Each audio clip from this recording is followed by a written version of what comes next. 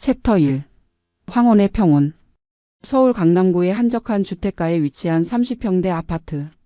이곳에서 김영수 씨는 매일 아침 7시에 일어나 똑같은 루틴을 반복했습니다. 70세의 그는 43년간 중학교 국어교사로 근무하다 5년 전 은퇴한 평범한 노인이었죠. 키 168cm의 약간 구부정한 어깨, 성실했던 교사 시절의 흔적이 여전히 남아있는 단정한 외모의 소유자였습니다. 부엌에서는 68세의 아내 박순희 씨가 여전히 활기차게 아침 준비를 하고 있었어요. 젊은 시절 간호사로 일했던 그녀는 은퇴 후에도 꼼꼼하고 세심한 성격을 그대로 유지하고 있었습니다. 결혼 43년 차인 이 노부부는 이제 서로의 모든 습관을 달달 외우며 살고 있었죠. 이들에게는 두 자녀가 있었습니다. 40세의 아들 김민호는 대기업 과장으로 일하며 인천에서 아내, 두 자녀와 함께 살고 있고 37세의 딸 김지영은 어머니의 영향을 받아 간호사가 되어 부산의 한 대학병원에서 수간호사로 근무하며 의사인 남편과 한 자녀를 키우고 있었습니다. 명절이나 특별한 날이 아니면 자주 오지는 않았지만 노부부는 그것을 자연스럽게 받아들이며 둘만의 시간을 즐기려 노력했어요. 영수의 하루는 비교적 단조로웠습니다. 아침 식사 후 근처 공원에서 1시간 정도 산책하고 오전에는 독서나 바둑, 오후에는 동네 동호회 모임이나 가끔 옛 동료들과의 만남이 전부였어요. 저녁에는 아내와 함께 드라마를 보거나 뉴스를 시청하며 하루를 마무리하는 것이 일상이었습니다. 반면 순이의 생활은 조금 더 활동적이었어요. 주 3회 정도는 오전에 아쿠아로빅을 하러 나가고 오후에는 종종 친구들과 만나 차를 마시거나 쇼핑을 했습니다. 특히 최근 들어서는 옛 병원 동료들과 정기 모임이 생겼다며 한 달에 서너 번 정도 외출을 하곤 했어요. 처음에 영수는 아내가 활발하게 사회활동을 하는 것을 오히려 좋아했습니다. 혼자만의 시간도 가질 수 있고 아내가 우울해하지 않고 건강하게 지내는 것 같아서 안심했거든요. 하지만 몇 달이 지나면서 뭔가 이상하다는 생각이 들기 시작했어요. 먼저 아내의 외출 패턴이 너무 규칙적이었습니다. 매주 화요일과 목요일 그리고 토요일 오후에는 거의 빠지지 않고 나갔어요. 병원 동료들과의 모임치고는 너무 자주 있는 것 같았고 그 시간도 꽤 길었습니다. 보통 오후 2시쯤 나가서 저녁 7-8시에 들어오곤 했으니까요. 또 하나 이상했던 점은 아내가 외출 전후의 태도 변화였어요. 외출 전에는 평소보다 더 꼼꼼하게 화장을 하고 옷차림에도 신경을 많이 썼습니다. 60대 후반의 나이에도 불구하고 젊은 사람처럼 액세서리까지 챙겨가곤 했어요. 그리고 외출해서 돌아온 후에는 왠지 모르게 기분이 좋아 보였습니다. 평소보다 말도 많아지고 저녁 준비도 더 정성스럽게 했어요. 영수는 이런 변화들을 처음에는 나이 들어서 멋부리고 싶어하는 마음이겠다고 생각했습니다. 아내가 행복해하는 것 같으니 굳이 간섭할 필요는 없다고 여겼어요. 하지만 시간이 지날수록 뭔가 석연치 않은 기분이 들기 시작했습니다. 특히 아내에게 오늘은 누구를 만났는지 어디를 갔다 왔는지 물어봐도 대답이 항상 비슷했어요. 김수간호사, 이수간호사와 차 마시고 왔다거나 백화점에서 쇼핑하고 커피 마셨다는 식으로 구체적이지 않은 답변만 돌아왔습니다. 어느 날 저녁 영수는 조심스럽게 물어봤어요. 요즘 자주 나가는 것 같은데 병원 동료분들과 그렇게 자주 만나는지 말이에요. 순이는 잠깐 당황한 듯한 표정을 지었다가 은퇴하고 나서 서로 더 많이 만나게 되는 거라고 젊을 때는 너무 바빠서 제대로 친하게 지내지 못했다고 대답했어요.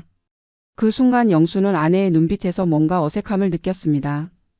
43년을 함께 살아온 부부인데 거짓말을 하는 건 아니겠지만 뭔가 숨기는 게 있는 것 같았어요.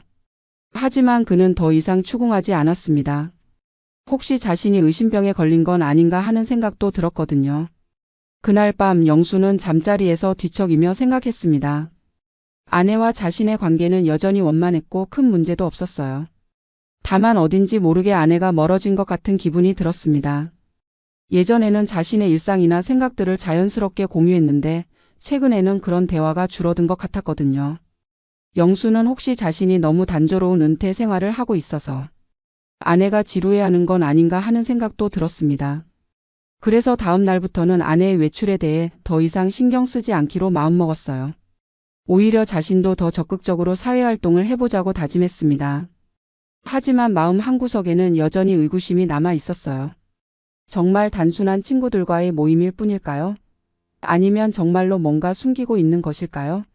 영수는 아직 확신할 수 없었지만 분명한 것은 최근 들어 아내의 행동에 뭔가 변화가 있었다는 것이었습니다.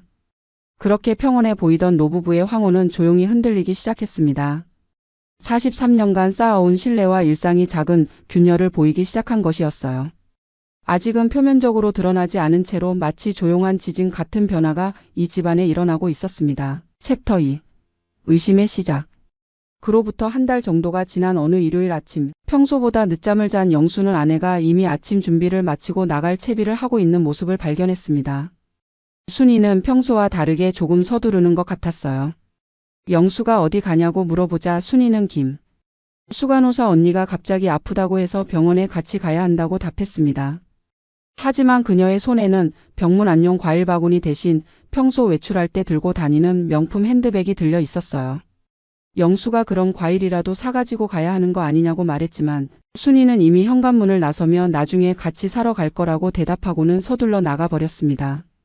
이상하다는 생각이 든 영수는 아내가 나간 후 평소보다 일찍 집안 청소를 시작했어요. 침실을 정리하다가 아내의 화장대 서랍이 열려 있는 것을 발견했습니다. 평소 정리정돈을 중시하는 아내가 서랍을 열어두고 간 것은 처음이었어요. 서랍을 닫으려다가 영수는 그 안에 있는 작은 종이봉투를 발견했습니다. 호기심에 열어보니 그 안에는 영수증들이 들어 있었어요. 카페 영수증, 식당 영수증, 그리고 놀랍게도 꽃집 영수증까지 있었습니다. 더 자세히 살펴보니 영수증들의 패턴이 이상했어요. 대부분이 강남역 근처의 고급 카페나 레스토랑이었는데 혼자 가기에는 너무 비싼 곳들이었습니다. 더군다나 꽃집에서 5만 원짜리 꽃다발을 산 영수증도 있었는데 집에서 그런 꽃을 본 기억이 없었어요. 영수는 손이 떨리는 것을 느꼈습니다. 설마 하는 마음에 통장을 확인해 보기로 했어요. 아내와 공동으로 관리하는 생활비 통장에서는 매달 일정하지 않은 금액들이 빠져나가고 있었습니다. 20만 원, 15만 원, 30만 원. 금액은 제각각이지만 인출 날짜를 보니 아내가 외출하는 날과 거의 일치했어요.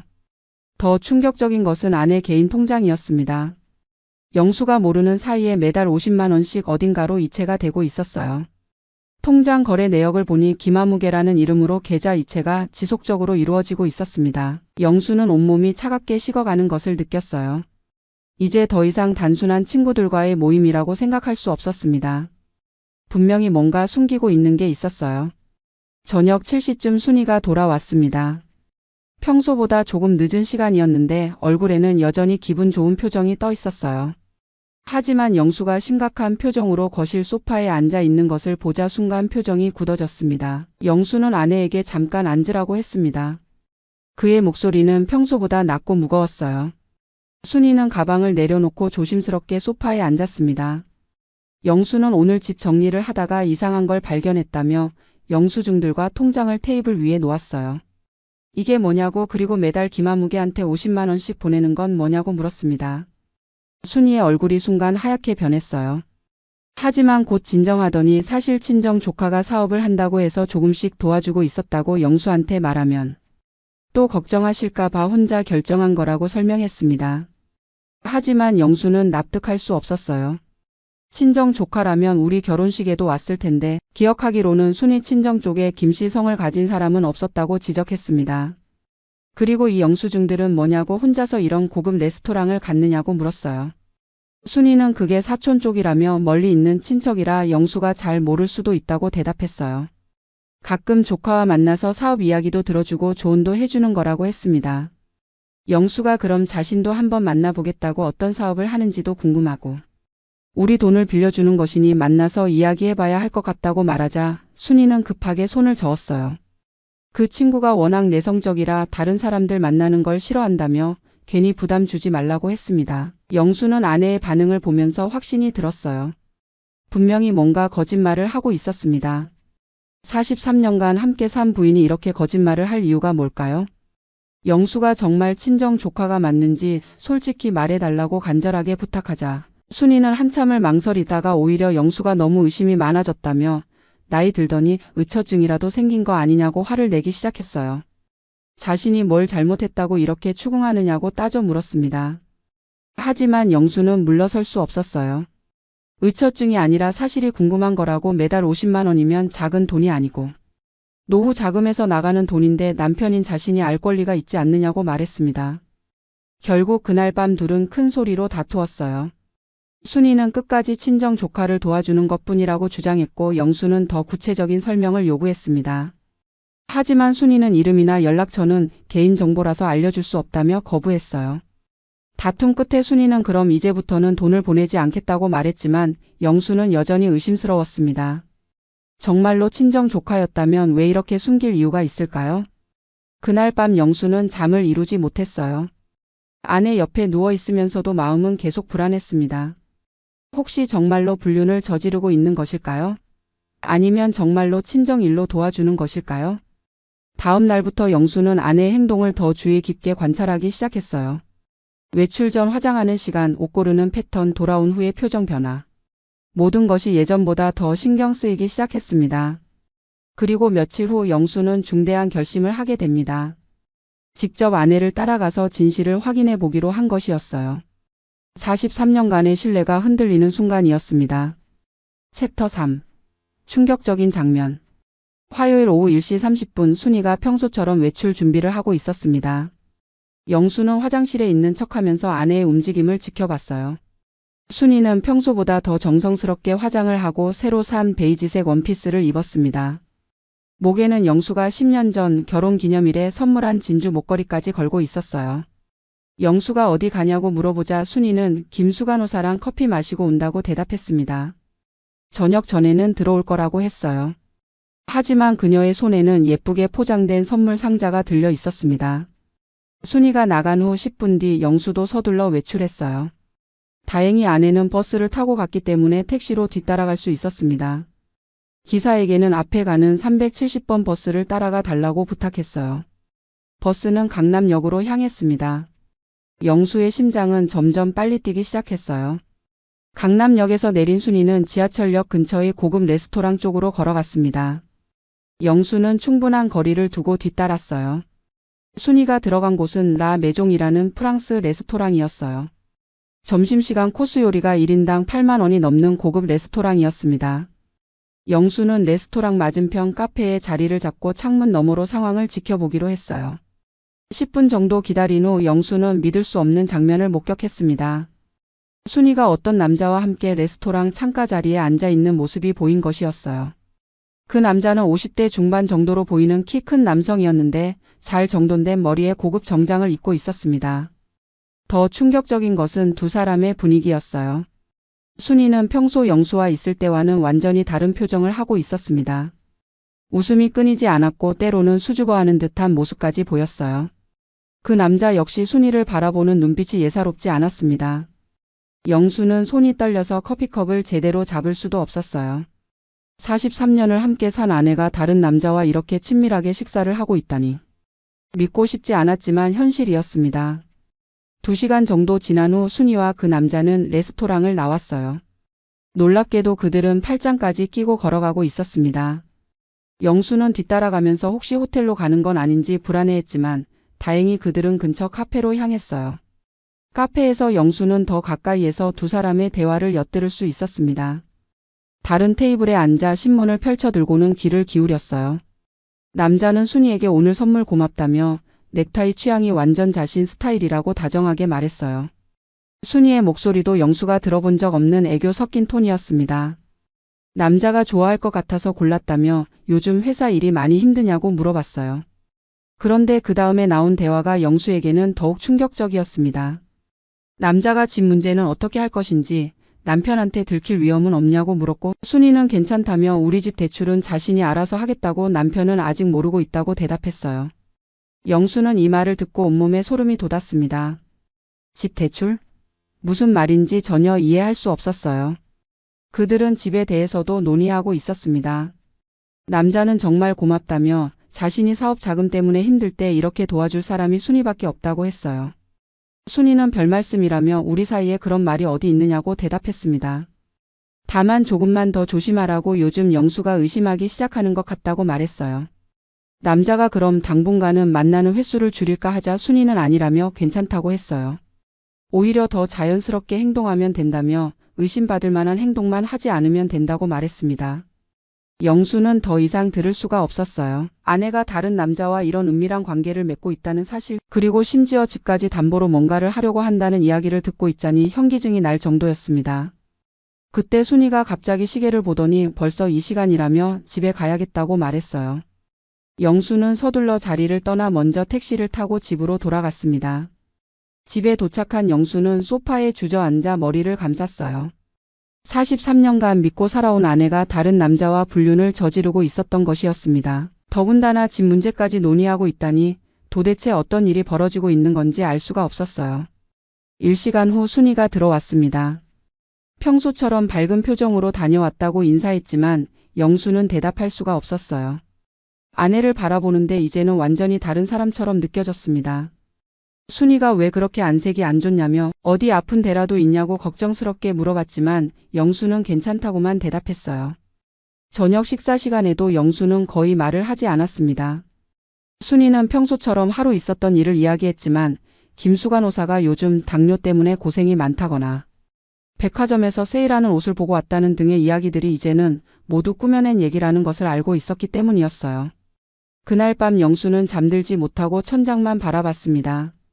바로 옆에서 평온하게 잠들어 있는 아내를 보니 더욱 화가 났어요. 어떻게 이렇게 자연스럽게 거짓말을 하면서 아무렇지 않게 잠들 수 있을까요? 다음 날 아침 영수는 중요한 결정을 했습니다. 더 이상 혼자서 이 일을 견딜 수 없었어요. 아내를 직접 추궁해서 진실을 들어야겠다고 마음먹었습니다. 43년간 쌓아온 신뢰가 완전히 무너져 내리는 순간이었어요. 챕터 4. 숨겨진 진실. 목요일 오전 순이가 또다시 외출 준비를 하고 있었습니다. 영수는 더 이상 참을 수 없었어요. 아내가 현관에서 신발을 신고 있을 때 뒤에서 말을 걸었습니다.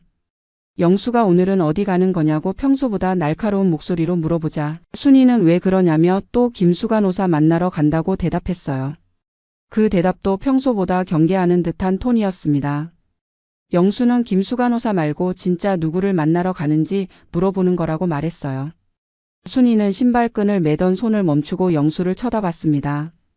무슨 소리냐며 왜 이렇게 의심을 하느냐고 물었어요. 그때 영수는 의심이 아니라 사실을 알고 있다고 선언했습니다. 화요일에 강남역 라 매종에서 어떤 남자와 식사한 거 다 봤다고 말했어요. 순이의 얼굴이 순간 하얗게 변했습니다. 입이 벌어진 채로 한동안 말을 하지 못했어요. 영수는 아내의 반응을 보면서 자신이 본 것이 확실히 사실이라는 것을 다시 한번 확인할 수 있었습니다. 순이는 당황하면서도 그게 뭐가 문제냐고 끝까지 부인하려고 했어요. 하지만 영수는 뭐가 문제냐고 하냐며 남편 몰래 다른 남자와 만나서 팔짱 끼고 다니는 게 문제가 아니라고 하냐고 따져 물었습니다. 집 대출 얘기하는 것도 다 들었다고 했어요. 이제 더 이상 숨길 수 없다는 것을 안 순이는 주저앉았습니다. 현관 바닥에 앉은 채로 손으로 얼굴을 가렸어요. 한참 동안 아무 말도 하지 않았습니다. 영수는 43년을 같이 살았는데 이렇게 배신할 수가 있느냐고 분노보다는 절망에 가까운 목소리로 말했어요. 순이는 드디어 손을 내리고 영수를 바라봤습니다. 눈에는 눈물이 가득했어요. 미안하다고 정말 미안하다고 말했습니다. 하지만 영수는 미안하다고 하는 게 끝이냐고 물었어요. 도대체 누구냐고 언제부터 만난 거냐고 추궁했습니다. 순이는 한참을 망설이다가 입을 열었어요. 김정호라는 사람이라고 건축 설계사이고 자신보다 5살 어리다고 말했습니다. 영수는 건축 설계사라고 반문했어요. 친정 조카가 아니라 말이냐고 목소리에는 경멸이 섞여 있었습니다. 순이의 고백은 계속되었어요. 처음 만난 건 20년 전이라고 했습니다. 자신이 병원에서 일할 때였다고 그때 병원 증축 공사가 있었는데 그 담당 설계사가 정호였다고 말했어요. 영수는 다리에 힘이 빠져서 거실 의자에 주저앉았습니다. 20년 전이라면 자신들이 결혼한 지 23년째 되던 해였어요. 아이들이 아직 중고등학생이었던 시절이었습니다. 영수가 20년을 속였다는 얘기냐고 물어보자 순이는 아니라고 했어요. 처음에는 정말 단순한 인사 정도였고 공사가 끝나면서 자연스럽게 연락이 끊어졌다고 했습니다. 그런데 5년 전에 우연히 다시 만났다고 설명했어요. 영수가 5년 전이냐고 되묻자 순이는 고개를 끄덕였습니다. 자신이 은퇴하고 얼마 안 됐을 때라고 백화점에서 우연히 마주쳤는데 그때 정우도 이혼한 상태였다고 말했어요. 영수는 이제 전체적인 그림이 보이기 시작했습니다. 아내가 은퇴 후 활발하게 외출을 시작한 것도 그 시기와 맞아떨어졌어요. 그래서 그때부터 만나기 시작한 거냐고 물어보자 순이는 처음에는 정말 옛 동료로서 가끔 차 마시는 정도였다고 했어요. 하지만 시간이 지나면서 라고 말을 잇지 못했습니다. 영수는 시간이 지나면서 사랑하게 됐다는 얘기냐고 물었어요. 순이는 아무 대답도 하지 않았지만 그 침묵이 답이었습니다. 영수는 그럼 자신한테는 뭐였냐고 물었어요. 43년 동안 자신은 순이에게 뭐였던 거냐고 목소리는 점점 커져갔습니다. 그때 순이가 예상치 못한 대답을 했어요. 영수와의 결혼은 의무였다고 말한 것입니다. 사랑해서 결혼한 게 아니라 나이도 적당하고 조건도 맞아서 결혼한 거였다고 그들 세대는 다 그랬다고 설명했어요. 영수는 순간 말문이 막혔습니다. 사실 그 말이 아주 틀린 것은 아니었거든요. 1970년대 후반 그들이 결혼할 때는 연애 결혼보다는 중매나 소개로 만나 결혼하는 경우가 많았습니다. 하지만 영수는 43년을 살면서 사랑이 생기지 않았느냐고, 아이들을 낳고 키우면서 어려운 시절을 함께 버티면서 정이라도 들지 않았느냐고 물었어요. 순이는 정은 있었다고 대답했어요. 하지만 그게 사랑은 아니었다고 정호를 만나고 나서야 진짜 사랑이 뭔지 알았다고 담담한 목소리로 말했습니다. 영수는 그래서 우리 집까지 담보로 잡으려고 한 거냐고 물었어요. 화요일에 들었던 대화를 떠올린 것이었습니다. 순이는 깜짝 놀란 듯이 영수를 바라봤어요. 어떻게 알았는지 묻는 표정이었습니다. 영수는 다 들었다고 했다며 정호라는 사람, 사업 자금을 위해서 우리 집을 담보로 대출받으려고 했던 거 아니냐고 따져 물었어요. 순이는 급하게 그게 아니라고 부인했습니다.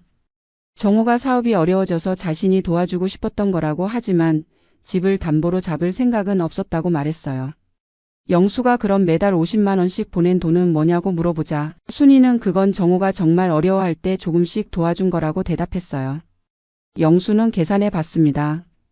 5년 동안 매달 50만 원이면 총 3천만 원이 넘는 금액이었어요. 결코 작은 돈이 아니었습니다. 영수는 3천만 원이 넘는 돈을 남편 몰래 다른 남자에게 줬다는 얘기냐고 말했어요.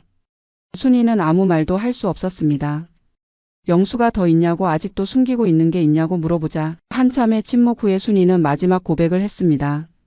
사실 그들이 함께 살 집을 알아보고 있었다고 말한 것이었어요. 이 말을 들은 영수는 완전히 넋이 나가버렸습니다. 함께 살 집이라고 반문했어요. 순이는 정호의 사업이 안정되면 자신들이 함께 살려고 했다고, 물론 영수와 이혼하고 난 후의 말이라고 설명했어요. 영수는 이혼하고 난 후라고 되물었어요. 언제부터 이혼을 계획하고 있었던 거냐고 물었습니다. 순이는 확실하게 결정한 건 아니었다고, 그냥 그런 생각을 해본 적은 있다고 대답했어요. 영수는 이제 완전히 이해했습니다. 아내는 단순히 불륜을 저지른 게 아니라 자신과의 결혼 생활을 완전히 정리하고 새로운 삶을 시작하려고 계획하고 있었던 것이었어요. 영수가 그럼 민호와 지영이는 어떻게 할 생각이었냐고, 아이들한테는 뭐라고 말하려고 했냐고 물어보자 순이는 아이들은 다 컸으니까 이해해 줄 거라고 생각했다고 답했어요. 영수는 이해해 줄 거라고 반문했어요. 엄마가 43년을 함께 산 아빠를 버리고 다른 남자와 살겠다는 걸 이해해 줄 거라고 했냐고 따져 물었습니다. 순이는 더 이상 대답하지 않았어요. 현관 바닥에 주저앉은 채로 계속 눈물만 흘렸습니다. 영수는 아내를 바라보면서 이제 완전히 다른 사람을 보는 것 같았어요. 43년을 함께 산 사람이 이렇게 낯설 수가 있을까요? 그동안 자신이 알고 있던 순이는 가면을 쓴 모습이었던 것 같았습니다. 영수가 이제 어떻게 할 거냐고 마지막 질문을 던지자 순이는 고개를 들고 영수를 바라봤어요. 눈가는 빨갛게 부어 있었지만 그 눈빛에는 여전히 결심이 서려 있었습니다. 순이는 미안하다고, 정말 미안하지만 자신의 마음을 바꿀 수는 없다고 말했어요. 43년간의 결혼 생활이 한순간에 무너져 내리는 순간이었습니다. 챕터 5. 배신과 분노. 순이의 마지막 말을 들은 영수는 한동안 아무 말도 할 수 없었습니다. 43년 동안 함께 살아온 아내가 자신과의 삶보다 다른 남자를 선택하겠다고 선언한 것이었으니까요. 분노와 절망 그리고 깊은 배신감이 한꺼번에 밀려왔습니다. 영수가 그렇게 말하는 거냐고 물었어요. 43년을 헌신적으로 살아온 남편보다 겨우 5년 만난 남자가 더 소중하다는 얘기냐고 목소리는 떨리고 있었습니다. 그런데 순이는 오히려 헌신적이라는 말에 화를 내기 시작했어요. 영수가 언제 자신한테 헌신적이었냐고 반문했습니다. 결혼하고 나서 영수는 학교 일에만 매달렸고 아이들 키우는 것도 집안일도 모두 자신의 몫이었다고 따져 물었어요. 영수는 그게 잘못된 일이냐고 맞섰습니다. 남편이 바깥에서 돈 벌고 아내가 집안일 하는 게 그들 세대에는 당연한 거 아니었냐고 말했어요.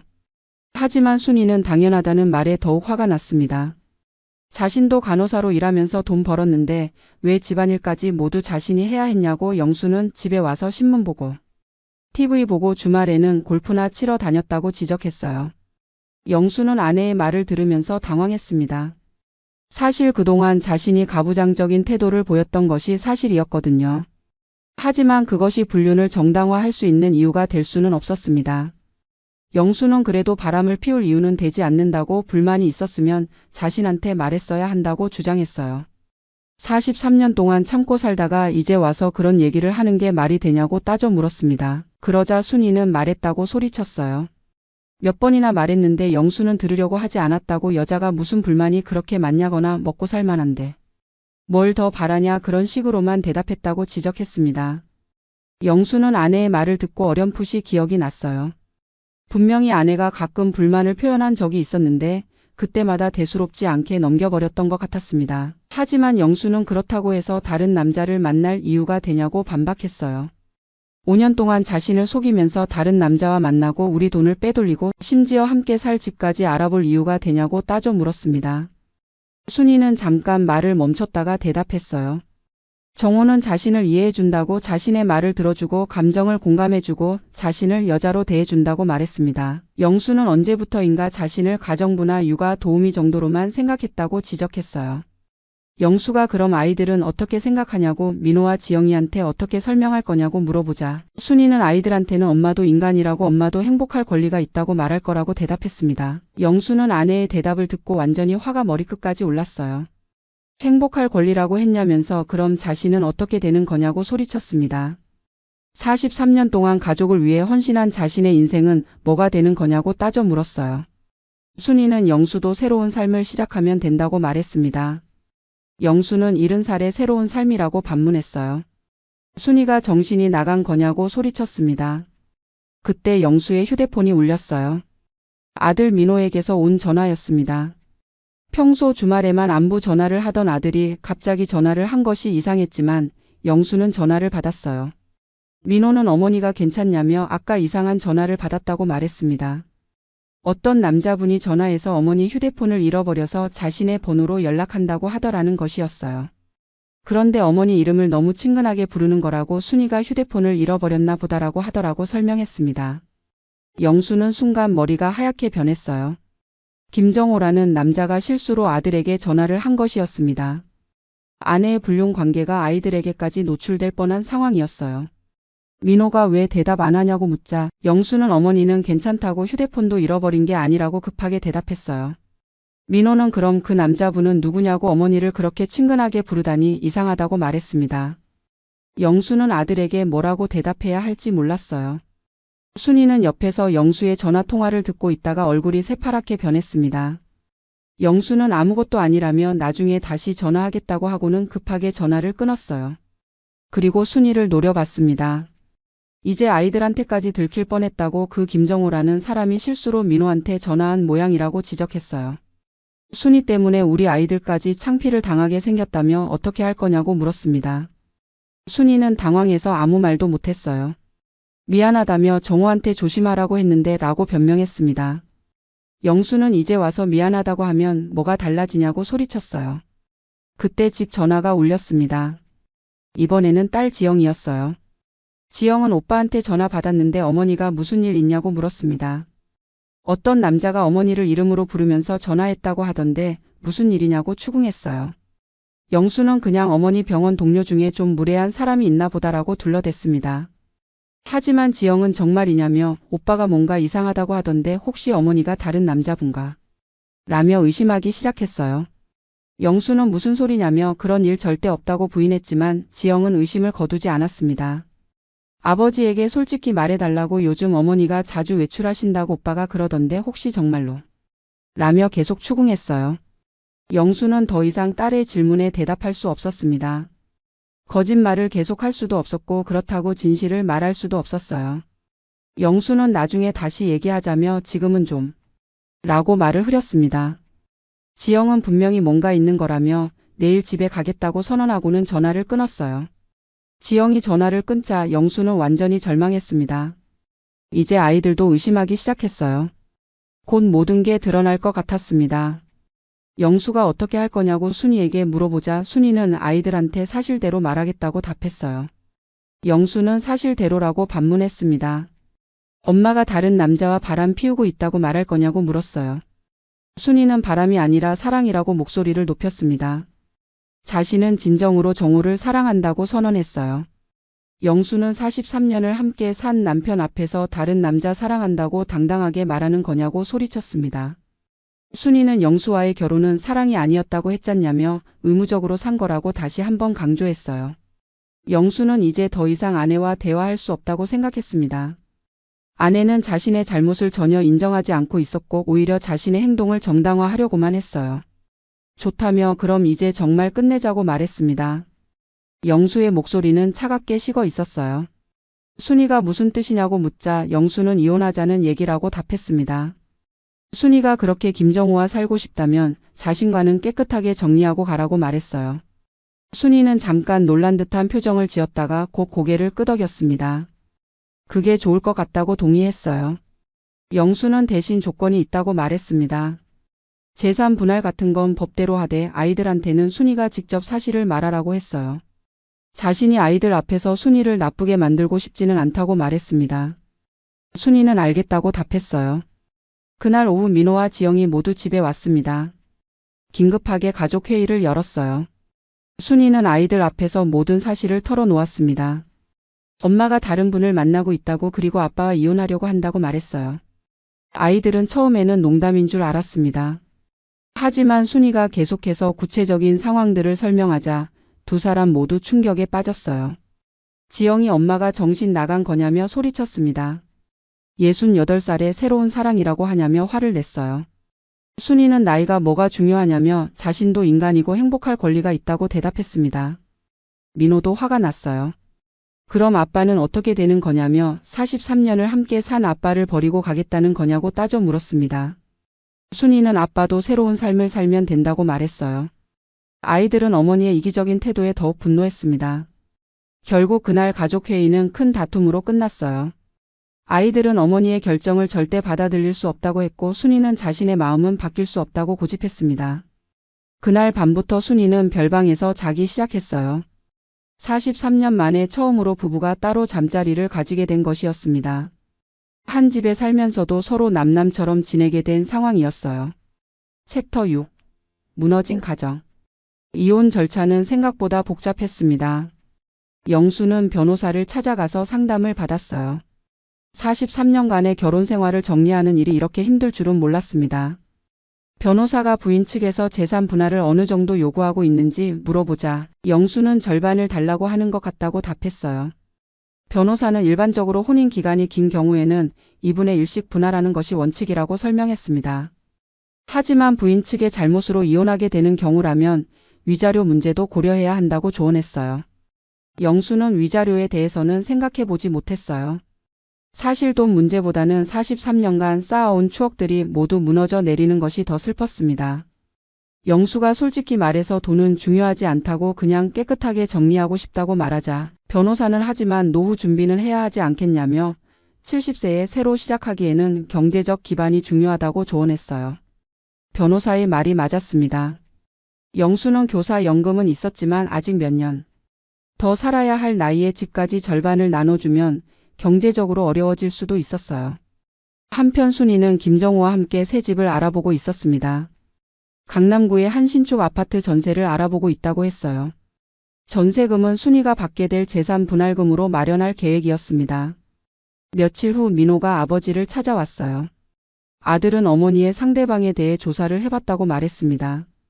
민호는 그 김정호라는 사람에 대해 알아봤다며 개인 건축사무소를 운영하고 있기는 한데 사업이 그렇게 잘 되는 것 같지는 않다고 보고했어요. 몇 년 전에 큰 프로젝트가 무산되면서 재정적으로 어려움을 겪고 있다고 하더라는 것이었습니다. 영수는 예상했던 대로였다는 생각이 들었어요. 그럼 어머니 돈을 노린 거겠다고 중얼거렸습니다. 민호는 그것도 그렇지만 더 문제는 그 사람이 이혼한 이유라고 말했어요. 전 부인이 그 사람의 외도 때문에 이혼했다고 하더라는 것이었습니다. 영수가 외도냐고 되묻자 민호는 그렇다며 한두 번이 아니었다고 했어요. 결혼 생활 내내 여러 여자들과 관계를 맺었던 모양이라고 설명했습니다. 영수는 소름이 돋았어요. 그런 사람과 순이가 진정한 사랑을 나눈다고 생각하고 있었다니. 민호가 어머니한테 이 사실을 말씀드려야 하는 거 아니냐고 묻자 영수는 말해봐야 소용없을 거라고 답했어요. 이미 마음을 정한 상태인데 라며 한숨을 쉬었습니다. 그날 저녁 영수는 순이에게 민호가 알아본 사실들을 전했어요. 하지만 순이의 반응은 예상했던 대로였습니다. 그건 다 과거 얘기라고 사람은 변할 수 있다고 대답했어요. 영수가 5년 동안 순이한테 돈을 받아간 것도 과거 얘기냐고 물어보자 순이는 그건 정말 어려울 때 도움을 요청한 거라며 지금은 사업이 안정됐다고 말했습니다. 영수는 아내가 완전히 눈이 멀어 있다는 것을 알 수 있었어요. 아무리 사실을 제시해도 믿으려고 하지 않았습니다. 이혼 절차가 진행되면서 가장 힘든 것은 주변 사람들의 시선이었어요. 동네 사람들 사이에서도 소문이 나기 시작했습니다. 43년을 함께 산 노부부가 이혼한다는 소문이 퍼지면서 사람들은 호기심 어린 눈빛으로 영수를 바라봤어요. 옛 동료가 정말 이혼하는 거냐고 물어보면 영수는 그렇게 됐다고만 답했습니다. 더 이상 자세한 설명을 하고 싶지 않았어요. 무슨 일이 있었길래 나이도 나이인데 이혼을 하느냐는 질문을 받을 때마다 영수는 마음이 아팠습니다. 43년을 성실하게 살아온 자신이 마치 잘못이라도 한 것처럼 느껴졌어요. 더 힘든 것은 자녀들의 갈등이었습니다. 민호와 지영 모두 어머니를 이해할 수 없다며 연락을 거의 끊었어요. 특히 지영은 엄마 얼굴도 보기 싫다며 아예 집에 오지 않았습니다. 순이는 이런 상황이 힘들었지만 그래도 자신의 결정을 번복하지는 않았어요. 오히려 아이들도 시간이 지나면 이해해 줄 것이라며 자신을 위로했습니다. 드디어 이혼 조정 날짜가 잡혔어요. 가정법원에서 조정위원 앞에서 최종적으로 이혼 조건을 정하는 날이었습니다. 조정위원은 혼인 기간이 43년으로 상당히 길고 특별한 귀책 사유가 부인 측에 있다고 인정되므로 재산 분할은 6대4 비율로 하는 것이 적절할 것 같다고 판단했어요. 순이는 불만스러워했지만 결국 받아들였습니다. 집은 팔아서 나눠 갖기로 했고 예금과 기타 재산도 64로 분할했어요. 조정위원이 위자료는 어떻게 할 것인지 물어보자 영수는 위자료는 받지 않겠다고 말했어요. 더 이상 순이와 엮이고 싶지 않았습니다. 이혼 절차가 모두 끝난 후 순이는 짐을 싸기 시작했어요. 43년간의 추억이 담긴 물건들을 박스에 담는 모습을 보니 영수는 복잡한 감정이 들었습니다. 영수가 정말 후회 안 하냐고 마지막으로 물어보자 순이는 후회하지 않는다고 확신에 찬 목소리로 답했어요. 영수는 그럼 행복하라고 말했습니다. 순이는 고마워요 그리고 미안해요라고 답했어요. 순이가 집을 떠난 후 영수는 혼자 남게 되었습니다. 43년 만에 처음으로 맞이하는 혼자만의 시간이었어요. 집은 팔렸고 영수는 작은 원룸으로 이사했어요. 70세의 나이에 새로운 삶을 시작하게 된 것이었습니다. 연금으로 생활하기에는 충분했지만 마음은 무척 허전했어요. 몇 달 후 민호를 통해서 순이의 근황을 들을 수 있었습니다. 김정호와 함께 강남의 아파트에서 살고 있다고 했어요. 하지만 행복해 보이지는 않는다는 것이 민호의 말이었습니다. 아무래도 나이 차이도 있고 생활 패턴도 많이 다른 것 같다고 했어요. 그리고 그 김정호라는 사람이 생각보다 돈 문제에 민감한 것 같다고 하더라는 것이었습니다. 영수는 그럴 줄 알았다는 생각이 들었지만 더 이상 순이의 일에 관심을 가지고 싶지 않았어요. 1년이 지난 어느 날 순이가 갑자기 영수에게 연락을 했습니다. 전화 목소리는 많이 지쳐 있었어요. 영수야 잘 지내고 있어? 라고 물어봤습니다. 영수는 잘 지내고 있다고 답하며 무슨 일이냐고 물어봤어요. 순이는 그냥 안부가 궁금해서 라고 답했습니다. 영수는 순이의 목소리에서 후회의 기색을 느낄 수 있었어요. 하지만 이미 늦은 일이었습니다. 지영이랑 민호는 아직도 나한테 화났나? 라고 순이가 물어봤습니다. 영수는 시간이 필요할 것 같다고 답했어요. 순이는 그래 알겠어 라고 말했습니다. 전화를 끊은 후 영수는 창밖을 바라봤어요.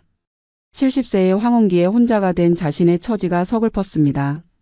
하지만 배신한 아내와 함께 사는 것보다는 이렇게 혼자 사는 게 낫다고 생각했어요. 저녁 무렵 영수는 작은 소주 한 병을 사와서 혼자 마셨습니다. 43년의 결혼 생활을 돌이켜보니 정말 많은 일들이 있었어요. 아이들이 태어났을 때의 기쁨, 함께 여행을 갔던 추억들, 어려운 시절을 함께 버텨낸 시간들. 하지만 그 모든 것들이 순이에게는 의무였을 뿐이라고 했습니다. 진정한 사랑은 아니었다고 했어요. 영수는 혼잣말을 중얼거렸어요. 사랑이란 게 이렇게 허망한 줄 몰랐다고 말이에요. 창밖으로는 봄비가 내리고 있었습니다. 새로운 계절이 시작되고 있었지만 영수의 마음은 여전히 겨울 같았어요. 70년 인생에서 43년을 함께한 사람에게 배신당한 상처는 쉽게 아물지 않을 것 같았습니다. 하지만 영수는 포기하지 않기로 했어요. 남은 인생이라도 의미 있게 살아보자고 다짐했습니다. 아이들과의 관계도 회복하고 새로운 취미도 찾아보고 혹시 모르니 새로운 인연도 기대해 보기로 했어요. 그렇게 영수의 새로운 삶이 조용히 시작되었습니다. 황혼의 나이에 겪은 거대한 배신은 그를 무너뜨렸지만 동시에 더 강하게 만들어주기도 했어요. 진정한 사랑이 무엇인지, 인생에서 정말 중요한 것이 무엇인지 깨닫게 해준 아픈 경험이었습니다. 비록 43년의 결혼 생활은 배신으로 끝났지만 영수에게는 아직 남은 시간이 있었어요. 그 시간을 어떻게 채워나갈 것인지는 이제 온전히 그의 몫이었습니다. 사랑의 배신 앞에서도 굴복하지 않고 새로운 희망을 품고 살아가려는 한 노인의 의지가 조용히 빛나고 있었어요.